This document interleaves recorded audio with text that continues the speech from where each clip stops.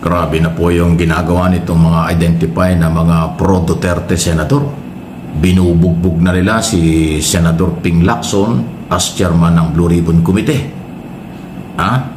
Pinaparinggan ni Senador Jinggoy Estrada na meron daw isang senador nagsabing merong 100 billion na insertion ang nakaraang kongreso at mga dating at kasalukuyang senador. So, ayaw ni Estrada yung ganong sinasabi ni Ping Lacson at yan ay sinabi sa interview sa media. At ang paniniwala naman ni Lacson, pag ikaw ay nagpa-interview sa media, taong bayan ang kausap ko niyan. At meron siyang dokumento tungkol sa insertion. Pero nag-react ng negatibo itong si Jinggoy Estrada. Matindi namang bumanat din ay itong si Senador Marcoleta na parang kino-question niya ang integridad, kakayanan ng Blue Ribbon Committee under Lacson.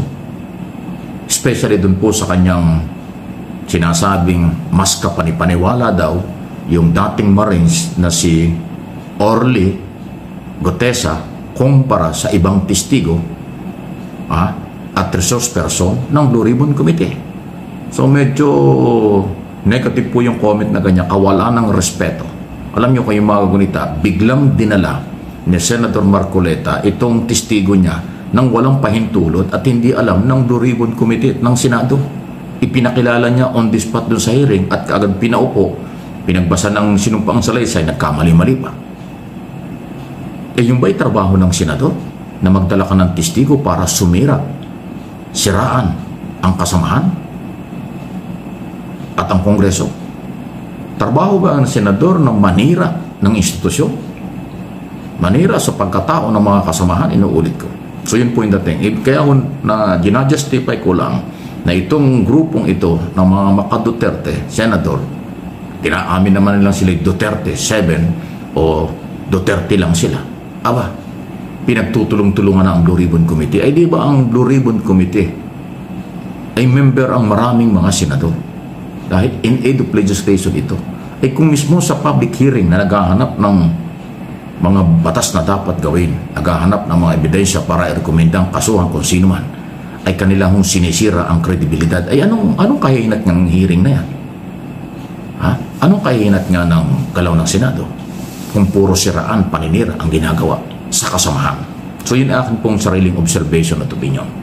Hindi ba dapat sila nagtutulong-tulong kung totoo na sila ay lingkod bayan o sila ay talaga naghahanap ng mga butas para gumawa ng bagong batas, i-amend ang mga batas or i-abolish ang mga kasalukuyang batas at palakasin ang mga batas laban sa grabeng korupsyon? Dapat ganun eh.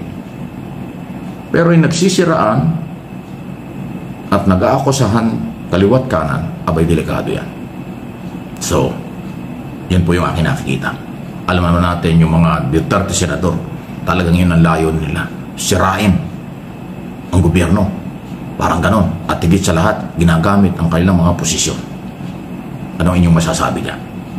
Naku, speaking of Marcoleta, bakit kaya si Marcoleta nagkaganon? Abay, galit siya sa media.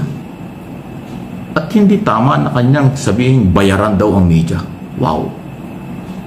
Mabigat na akusasyon niya ng isang senador.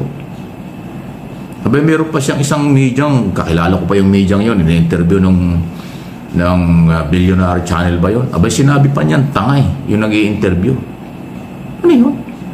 Pag sinabi mo tangay, nag-i-interview, tsaka hindi dapat sinasabi yan ng isang senador na on air, sasabihin mo tangay yung nag-interview.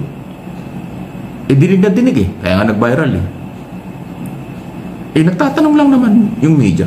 Dahil pag in-interview ka ng media, pasalamat ka dahil in-interview ka. Parang yung media pang may utang na loob eh. Dahil pag in-interview ka ng media, ang mamamayang Pilipino at mga nakikinig sa kanila, yun ang iyong pinaglilingkuran at nakikinig sa iyong mga sinasabi. Pinakikinggan kung sino ka at ano ang sinasabi mo.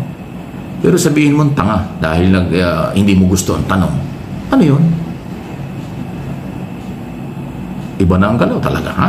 Nung si Marcoleta, Senator Marcoleta, congressman pa na kilala ko, hindi ko man nakita ng personal yan. Noong araw may mga ugnayan para sa kanyang mga ginagawa. Kita-kita ko naman yung kanyang ginagawa at marami siyang ginawang maganda sa kongreso. No? Pero ngayon biglang nag-iba na. Pagpasok nitong administrasyong ito, ibang-iba na. Kung may galit siya kay Speaker Romualdez, may galit siya sa mga congressman before dahil hinubaran siya doon, tinanggal siya sa mga committee membership at iba pa. Nung maging senador, parang nag-iba. Kumbaga sa salitang kanto, parang siga-siga, lahat inaaway, lahat inaakusahan, pati institusyon sinisira, pati mga kasamahan inuupakan niya.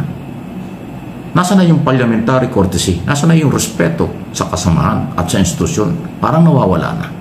So paalala lang, Senador. Senador kayo ng Republika ng Pilipinas, pera ng mamamayang Pilipino ang ginagamit ng lahat ng nasa gobyerno, elected, appointed, sa inyong mga operasyon at sweldo, allowance at iba pa. Di ba mas maganda magtulungan na lang kayo para sa mamamayang Pilipino?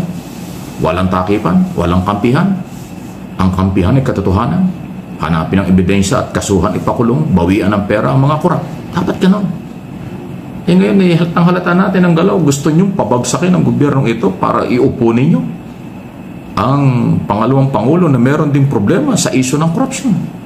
Sinabi ko na nga nung nakaraan pa, ang Office of the Vice President Sara Duterte, kung sa golf, merong handicap. At kung pagtatravel, mabigat ang kanyang bagahe. Kasi hindi pa nalilinis until now ang issue ng korupsyon sa kanyang opisina. Hindi maliit ang 625 million na hindi natin alam kung saan napunta. Hindi pa malinaw kung sino si Piatos. Si Willie Rebellion, ano ba yan? Basta may marami kang sinabi pangalan doon. Mayroong pampampano at kung ano-ano pang pangalan ng prutas at kulay. Hindi pa tapos yun. Tapos gusto nyo palitan ng gobyernong ito at iuupo ninyo yung may kaso rin, may problema rin sa korupsyon. Hindi kayo naglilinis. Gusto lang nyo magpalit at kayo ang maghawak ng kapangyarihan. Kasi kung ayaw nyo ng gobyernong ito dahil sinasabi nyo korap, dapat ang ilalagay hindi korap. Dapat ang ilalagay walang bahid ng korupsyon. Dapat ang papalit walang problema sa isyu ng public office is public trust. Betrayal of public trust. Ay meron hindi pa tapos yung impeachment. Naharan lang kasi nga wala pang final decision ng Supreme Court para dyan. Hindi naman natin pwedeng madaliin. So, kung gusto niyo maglinis, dapat ang ipapalit malinis. Kung yung ipapalit hindi rin malinis, saan pupulutin ang bayan? Pagmamalasakit ba yan? O personal at political interest lang ninyo? Nagtatanong lang po ako. Politiko, nagtatanong. Interest lang nyo ang inyong pinapahalagaan? Paano ang interest ng majority ng Pilipino? Maliit o malaking pera, basta may bahid ng korupsyon, yan ay dapat nire-resolba, pinapanagot ang kahit sino. No one is above the law. Hindi pwedeng dahil Vice President siya, iuupo nyo kaagad pag napantanggal ang gobyerno. Paano yung kanyang problema? Baliwala lang? Sandali. Hindi pwede yun. Maglinis muna bago humarap sa bayan.